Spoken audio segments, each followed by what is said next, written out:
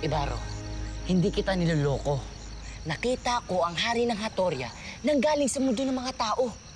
Tiyak ko na pinuntahan nila si Sangre Danaya.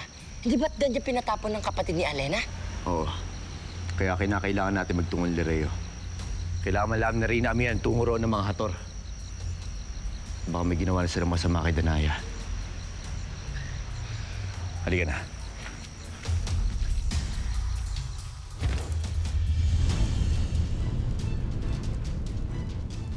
Handa na bang lahat, Agane?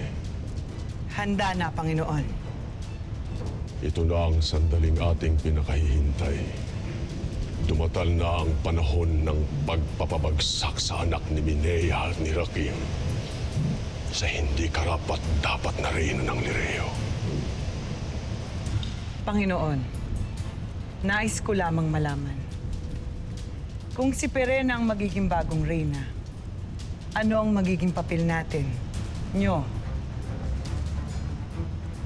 Tayo pa rin ang maghahari sa buong Encantadia. Kung iniisip mo na magiging sunod-sunuran ho kay Perena ay nagkakamali ka, Agane.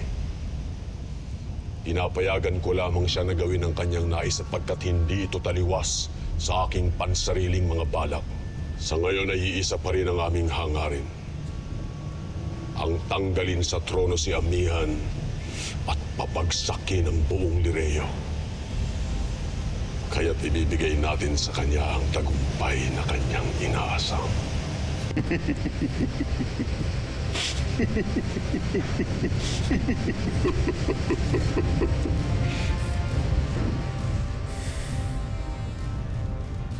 Handa na ba ang mga aktor sa pakikipagdigma?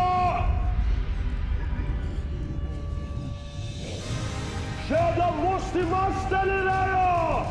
Siya na Mustimaste!